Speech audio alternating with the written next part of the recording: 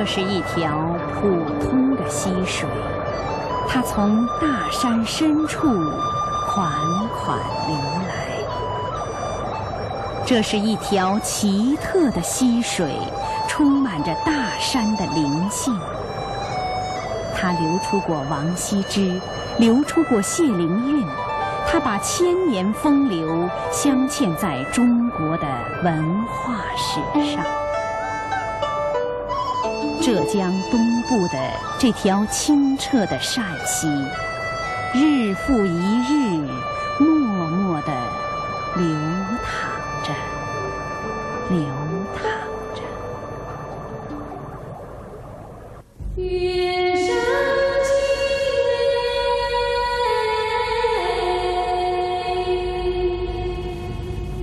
月山青哎，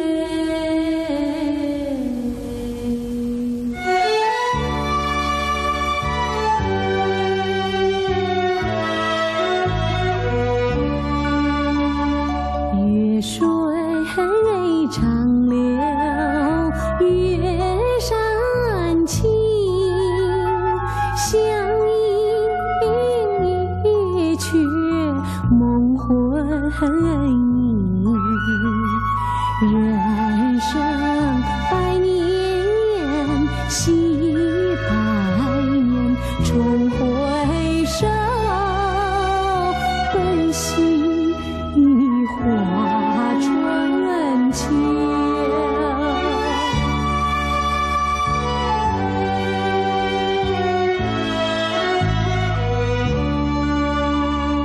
月水长流月山青，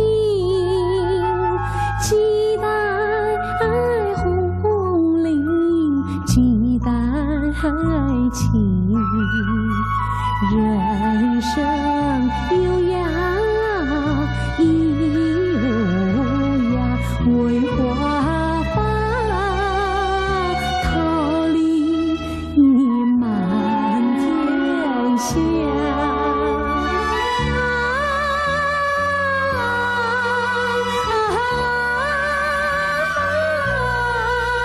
人生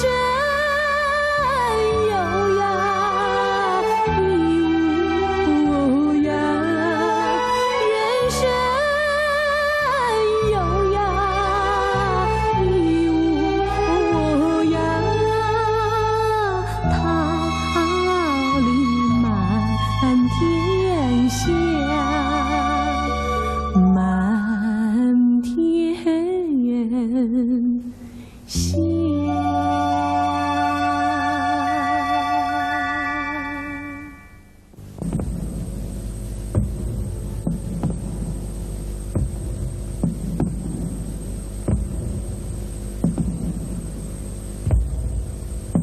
一步，两步，三步，步步是那样的艰难，那样的沉重，然而又是那样的坚定。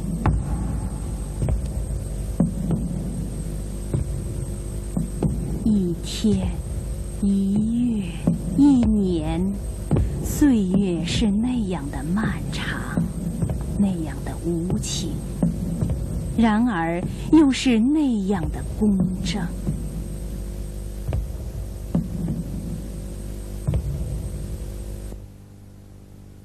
70年人生，风风雨雨，50在舞台，悲悲喜喜。舞台是他的生活，舞台是他的生命，舞台是他的全部世界。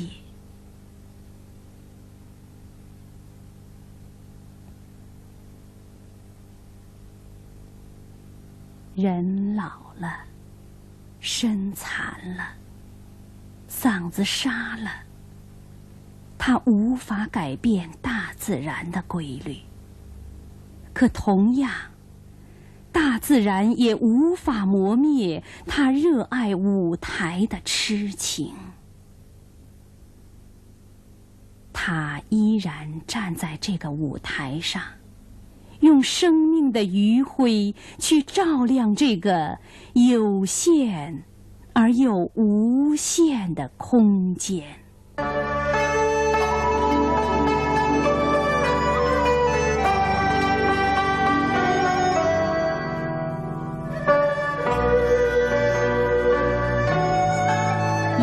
1919年12月1日，他出生在浙江新昌西门外一个只有3户人家的贫穷小山村里。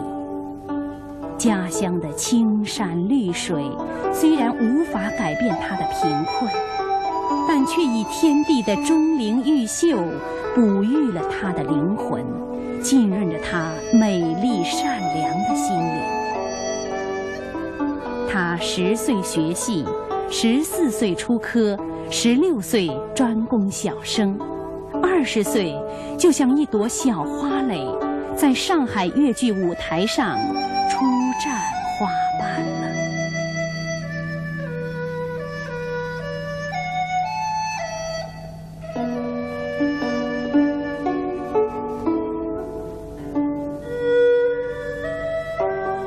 凭着天资聪颖，更凭着刻苦勤奋，他练就了一身扎实的基本功。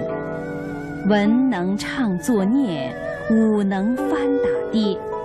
除了本行生角，他还能演花旦戏，能演丑角戏，能演武生戏，能演老生戏，甚至连黑脸包公他都能演得活灵活现。一个艺术家能有如此丰富的艺术语言，能包容如此博大的表演宽度，足见他对社会和艺术的深湛理解和独到体验。不仅如此，他还从越剧男班小生和京昆名角于振飞、叶盛兰等的表演艺术中吸取养料，悉心钻研，不断实践。1940年秋，就在上海挂了头牌。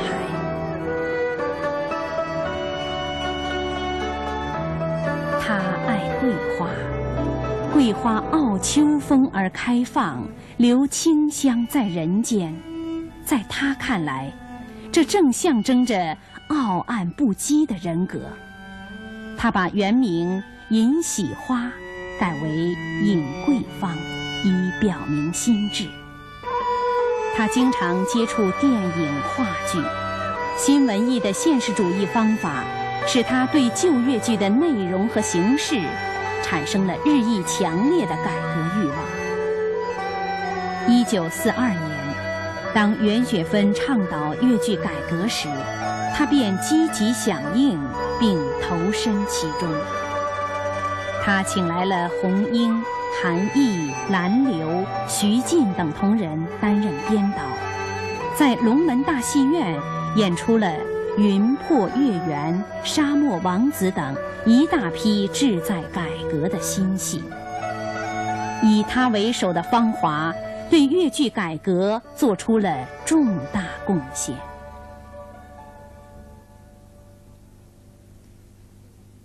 1947年，为了争取越剧的社会地位，他又毅然放弃了在当时是非常难得的拍摄电影《风流王孙》的机会，投身到越剧10姐妹的行列，参加了著名的《山河恋》大义演。当义演受到阻碍时，他又和袁雪芬一起与当局展开了面对面的斗争。袁雪芬至今还说：“我永远忘不了尹大姐所做的一切。”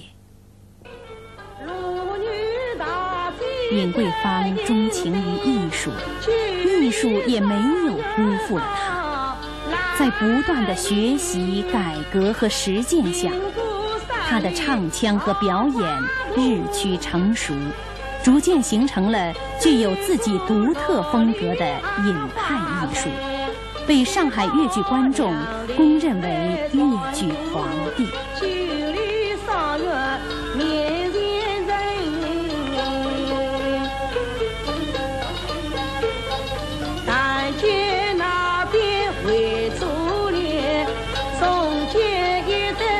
莫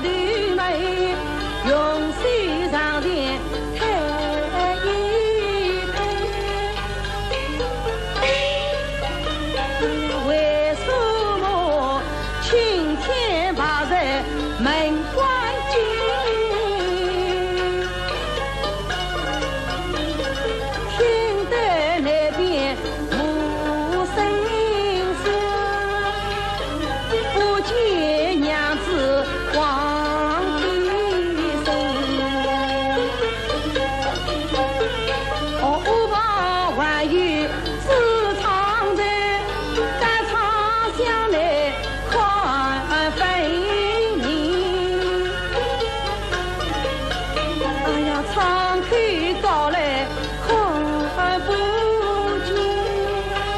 哦，有了，眼看上头就看得清。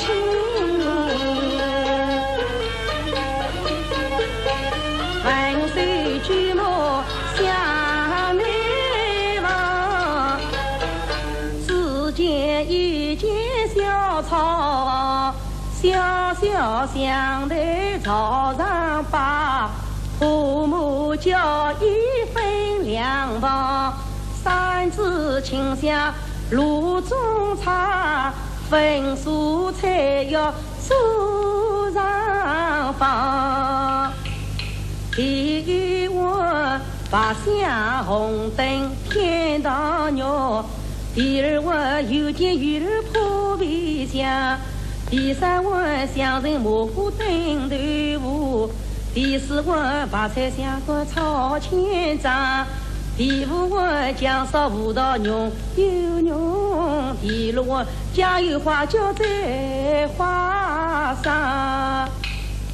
他的唱腔自形成之后的几十年里，一直风靡乐坛，传唱不绝。在越剧界演小生者中，学引腔的为数最多。所谓10声9引，就很形象地道出了他对人们难以抵挡的诱惑。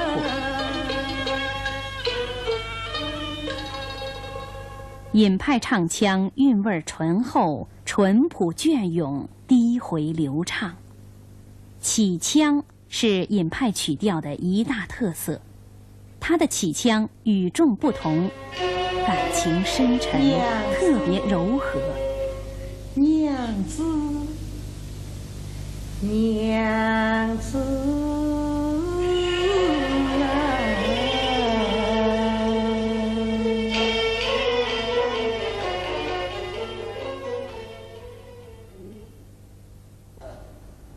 妹妹啊，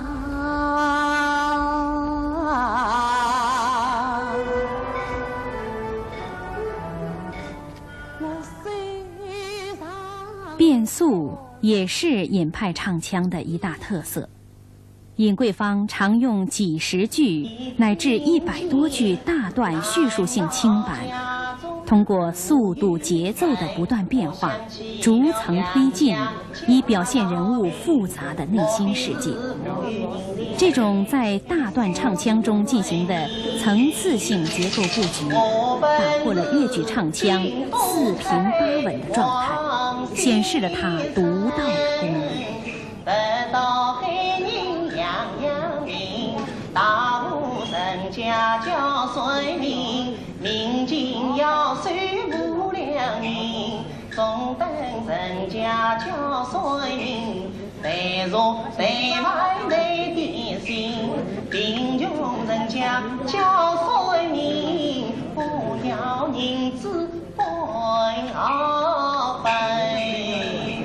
倘若家中有小儿，先生还要送礼金，到天洞的24分，送给小儿马高兴。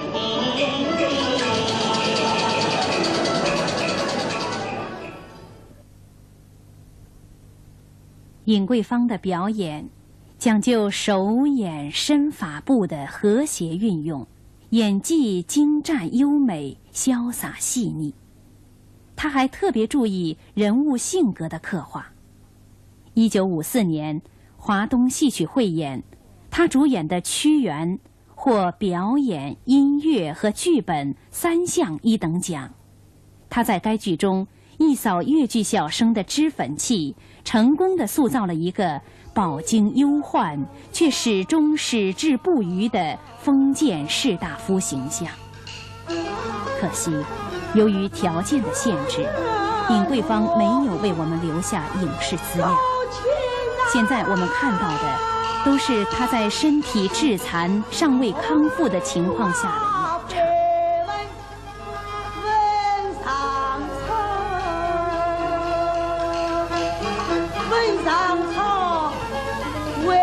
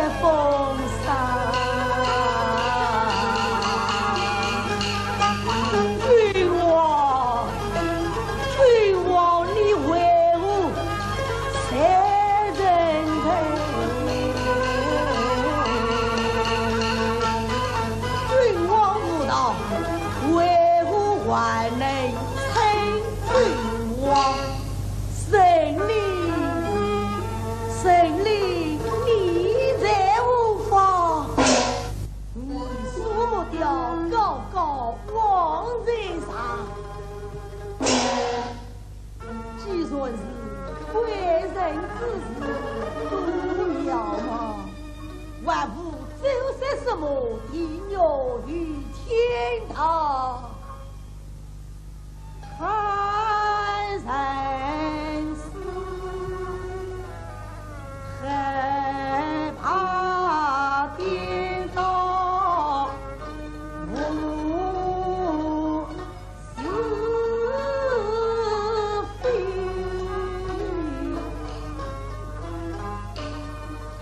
问问我梦一场，一样为因为呀梦往事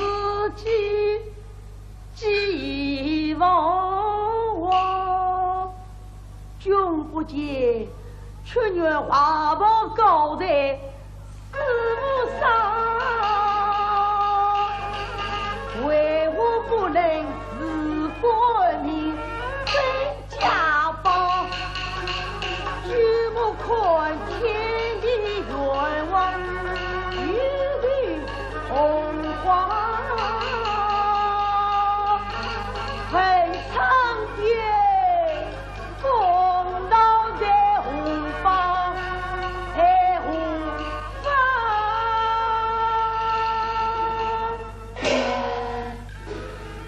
苍天，苍天，你伟大，你伟大呀！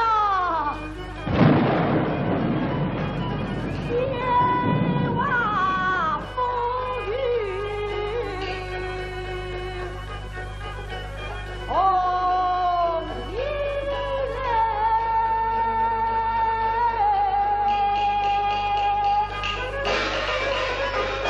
一反对，一分裂。为爱你，喜之年，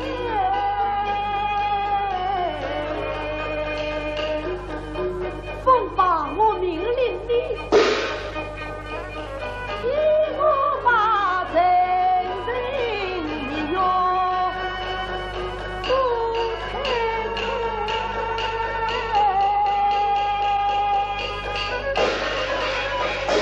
牛鬼做人，妖魔鬼怪，让非所走上将二等一起。高妹，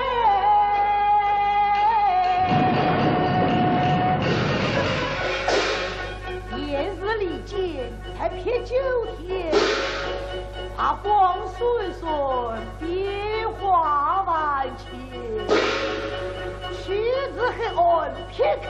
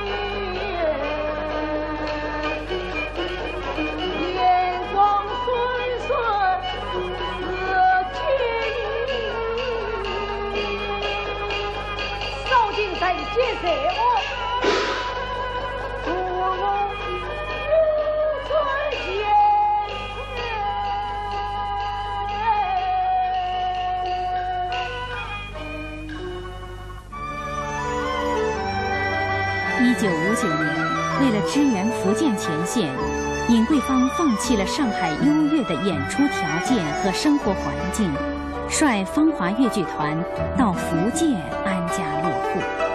在那里，他演出了《谈妻索妻》《红楼梦》和现代戏《江姐》等剧目。他像个垦荒者，把粤剧的种子撒向东南沿海的闽方言区，为粤剧走向全国又争得了一个艺术空间。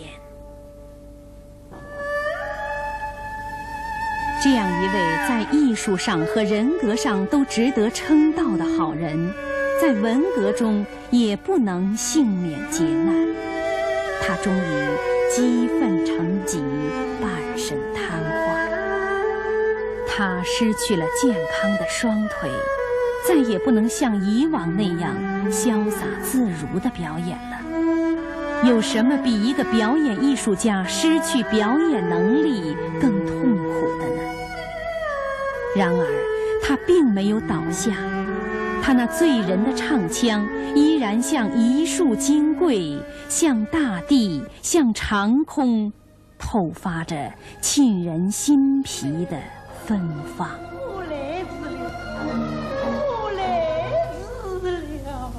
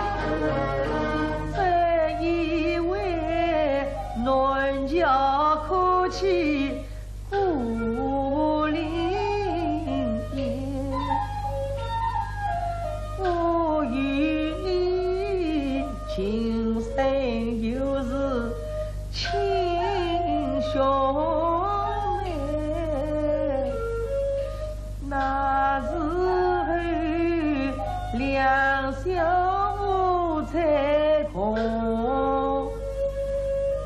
在面，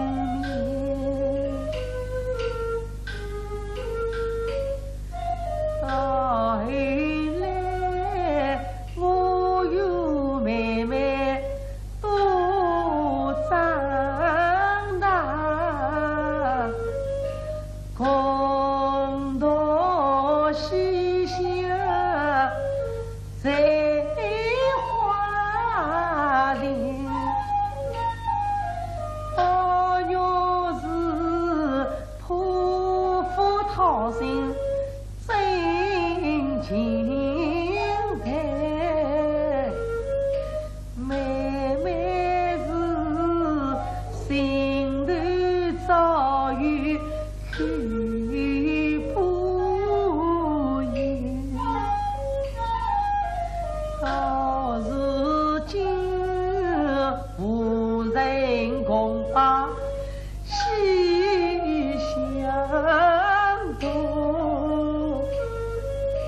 可怜我伤心不过梨花呀。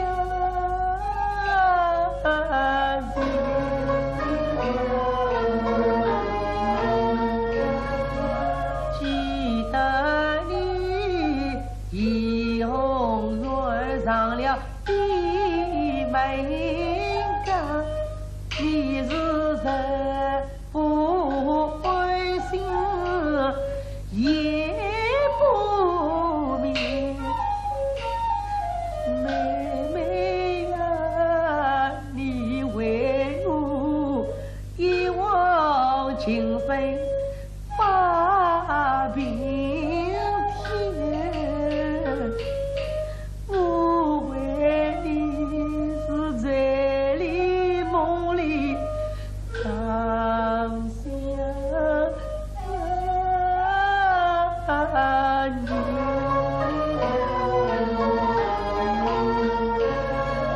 好容易盼到童话化作烟，总以为美梦姻缘已现前，想不到令妹妹变人报恰原来你被逼死，我被压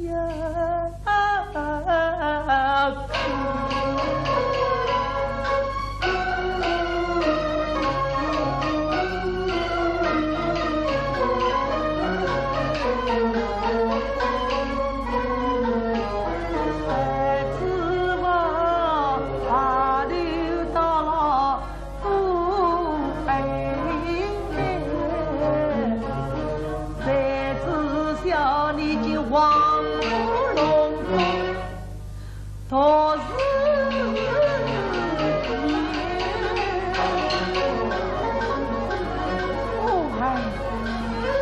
为世上风刀无伤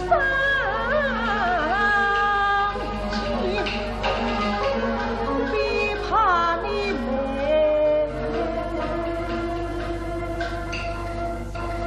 伤究竟。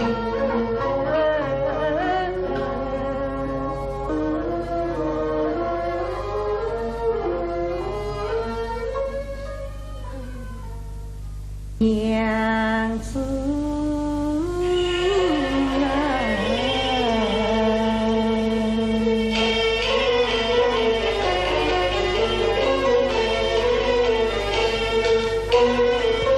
我与你一别3月13前，魂牵梦绕苦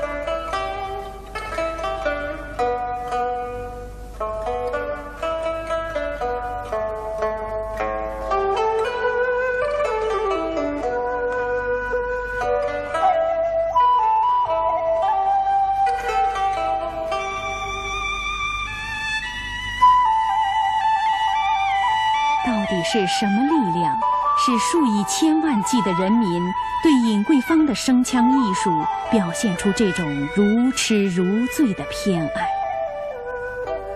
也许我们会发现，正是她那低回轻吟、淡泊自许的韵味儿，抚慰了一颗颗苦难的心灵，熨平了一道道人生的疤痕。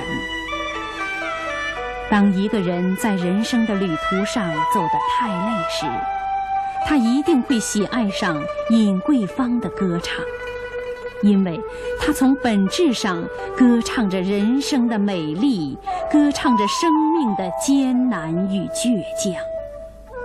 他的歌唱让人体验到一股汩汩不绝的生命之源，它渲染的正是那人世间最圣洁和最温馨的同情之心。他的歌唱是一支生命的绝唱。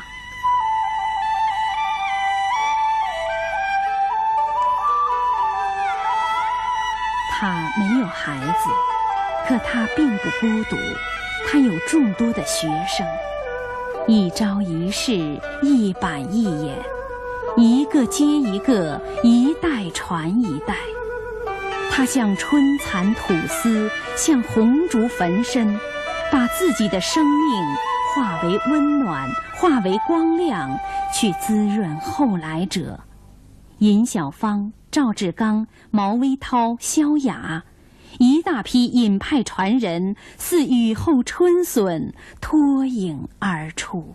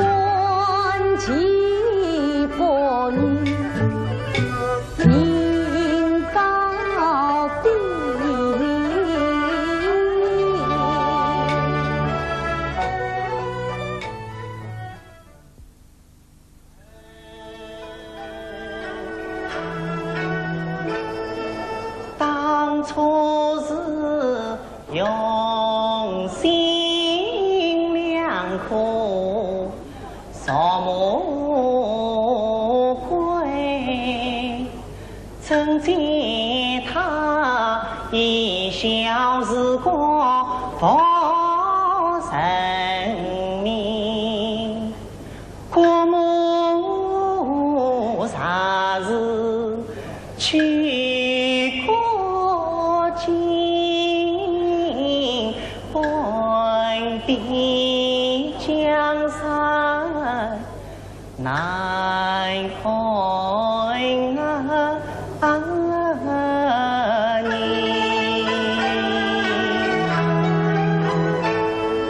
更何况当年黑洞早已清，母子们相依为命而生存，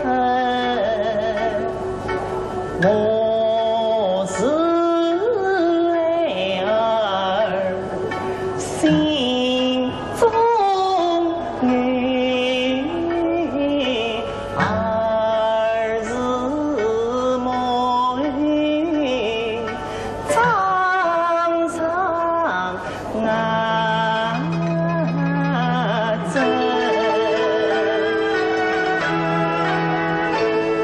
这是爱的恩啊，是善的心，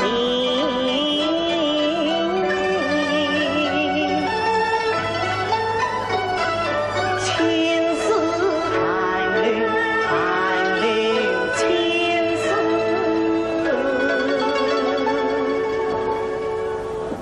它静静记上母子心。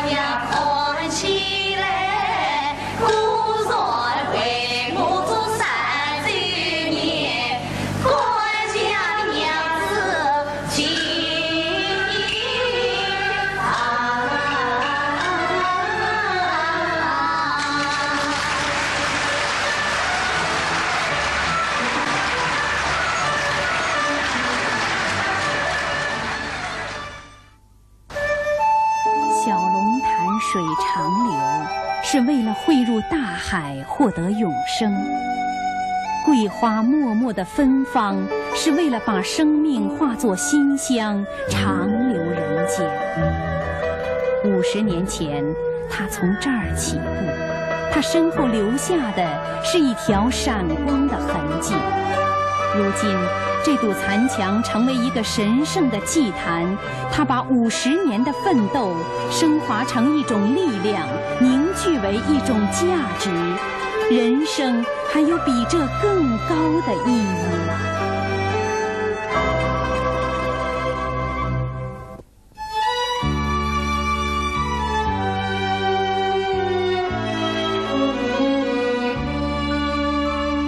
这是历史，历史在舞台上；这是人生，人生在戏剧中。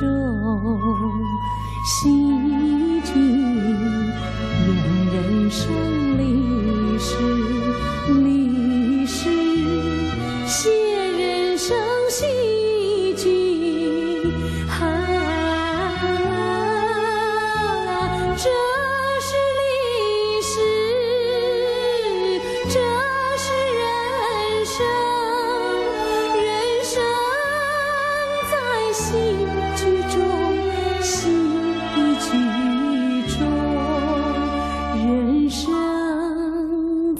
在戏剧中。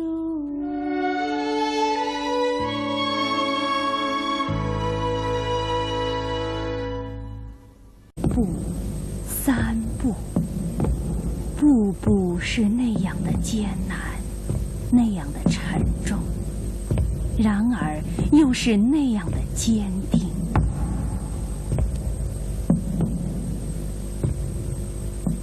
一天，一月，一年，岁月是那样的漫长，那样的无情，然而又是那样的公正。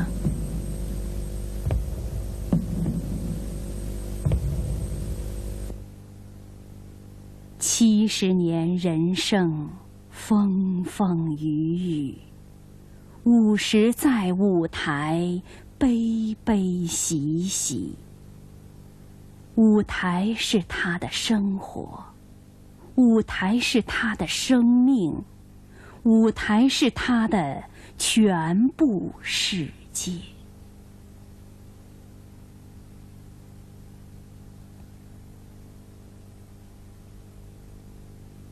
人老了，身残了，嗓子沙了，他无法改变大自然的规律，可同样，大自然也无法磨灭他热爱舞台的痴情。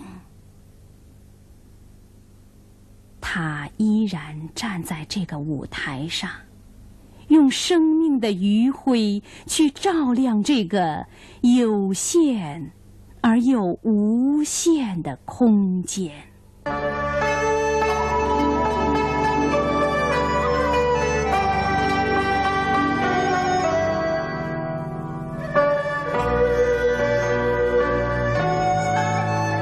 1919年12月1日，他出生在浙江新昌西门外一个只有3户人家的贫穷小山村里。家乡的青山绿水虽然无法改变他的贫困，但却以天地的钟灵毓秀哺育了他的灵魂，浸润着他美丽善良的心灵。他10岁学戏，14岁出科，16岁专攻小生，20岁就像一朵小花蕾，在上海越剧舞台上初绽花斑了。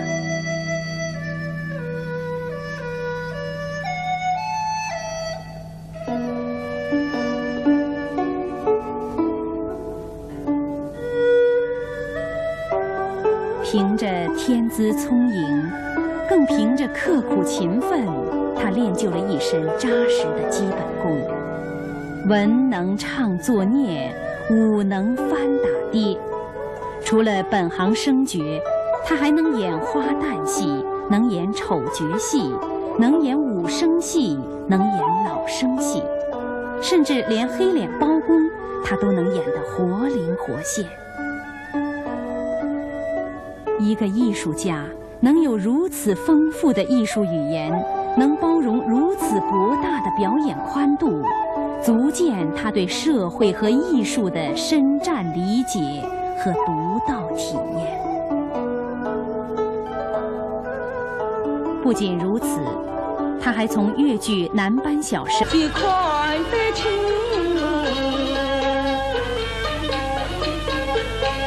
万岁剧目下眉毛，只见一间小草，小小香的草上把，父母叫一分2包，3枝清香炉中茶，焚素菜要树上放。第一碗白香红灯天堂肉，第2碗有见鱼儿扑鼻香，第3碗香人蘑菇炖豆腐，第4碗白菜香锅炒千张，第5碗姜烧葡萄浓又浓了我，家有花就在花上。他的唱腔自形成之后的几十年里，一直风靡乐坛，传唱不绝。在粤剧界演小生者中，取引腔的为数最多。所谓10声9引，就很形象地道出了他对人们难以抵挡的诱惑。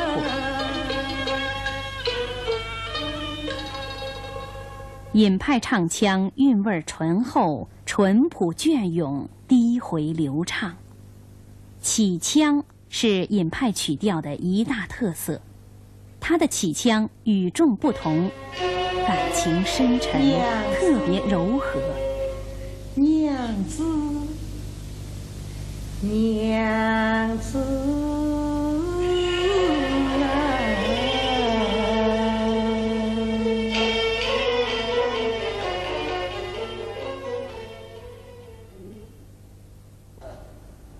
妹妹啊，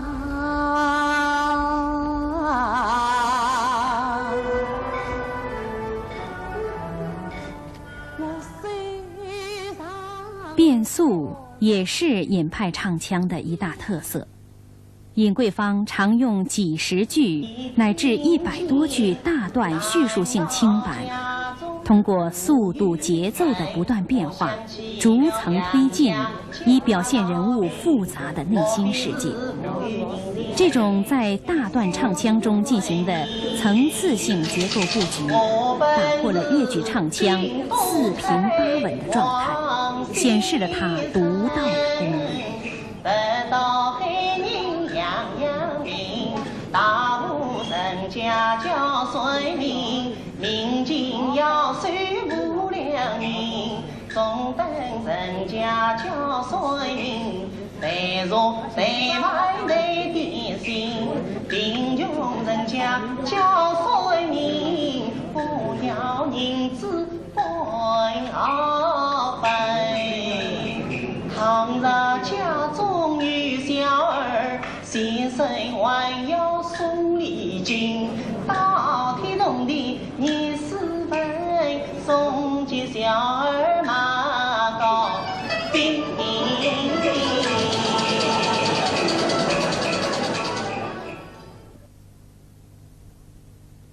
尹桂芳的表演讲究手眼身法步的和谐运用，演技精湛优美，潇洒细腻。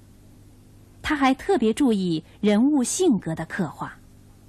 1954年华东戏曲汇演，他主演的《屈原》获表演、音乐和剧本3项1等奖。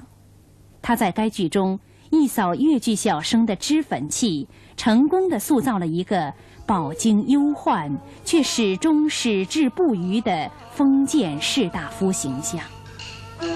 可惜由于条件的限制，尹桂芳没有为我们留下影视资料。现在我们看到的都是她在身体致残、尚未康复的情况下的演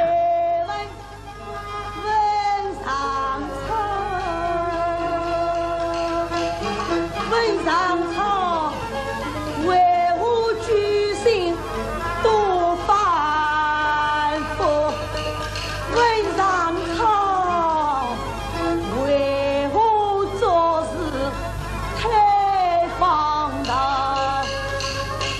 忠良无才遭杀戮，天下无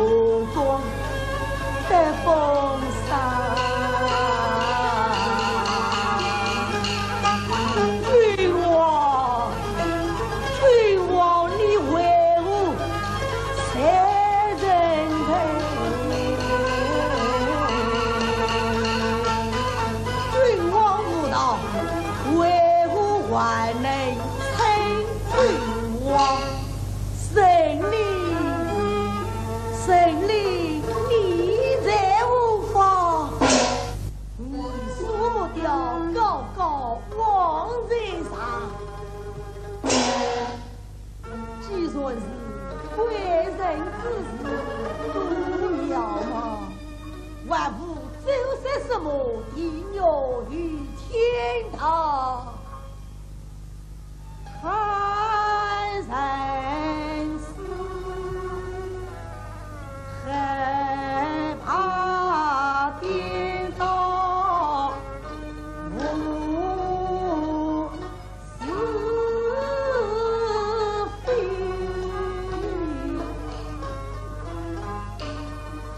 混混我梦一场，一样为因，因为呀逢往事寄望我，君不见，却愿花宝高在四目上。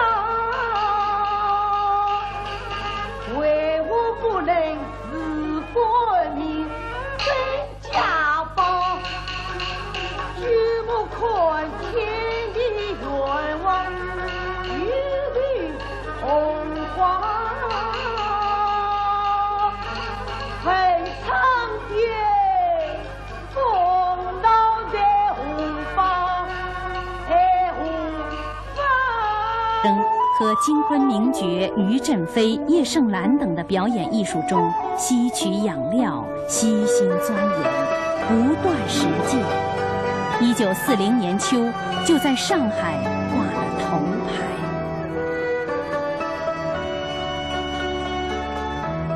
他爱桂花，桂花傲秋风而开放，留清香在人间。在他看来，这正象征着傲岸不羁的人格。他把原名尹喜花改为尹桂芳，以表明心志。他经常接触电影、话剧，新文艺的现实主义方法使他对旧越剧的内容和形式产生了日益强烈的改革欲望。1942年，当袁雪芬倡导越剧改革时，他便积极响应并投身其中。他请来了洪英、韩毅、兰流、徐进等同仁担任编导，在龙门大戏院演出了《云破月圆》《沙漠王子》等一大批志在改革的新戏。以他为首的芳华对越剧改革做出了重大贡献。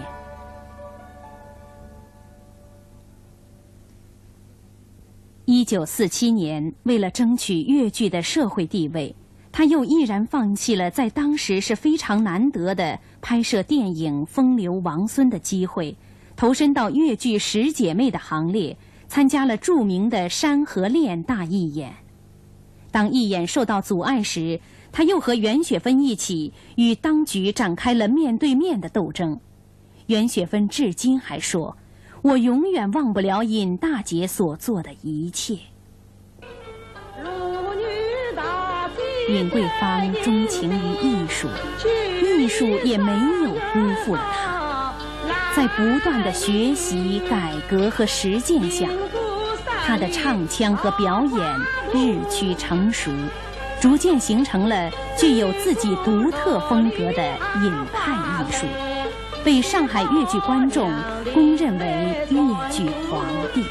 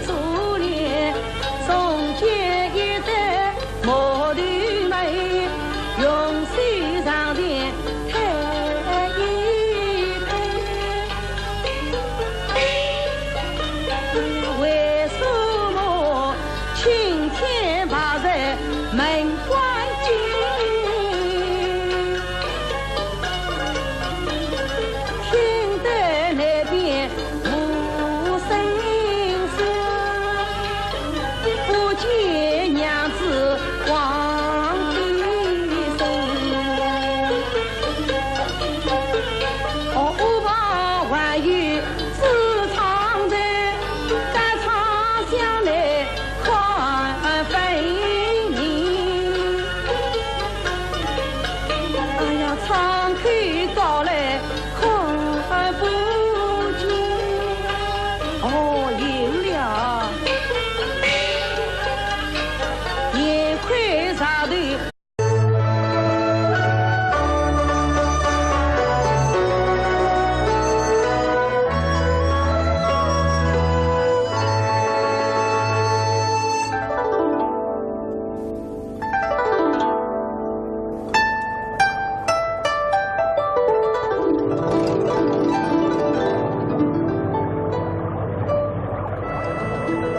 这是一条普通的溪水，它从大山深处款款流来。这是一条奇特的溪水，充满着大山的灵性。它流出过王羲之，流出过谢灵运，它把千年风流镶嵌在中国的文化史上。浙江东部的这条清澈的善溪，日复一日，默默地流淌着，流淌着。月上清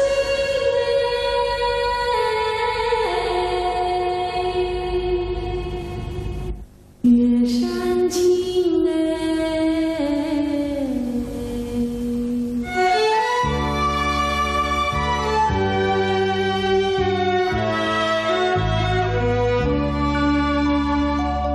水长流月山青，相依一却梦魂萦。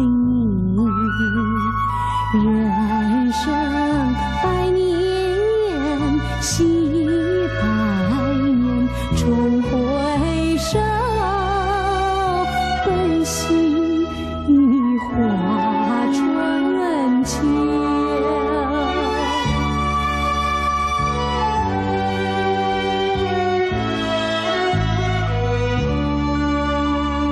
月水长流月山青，几代红绫，几代情。人生有涯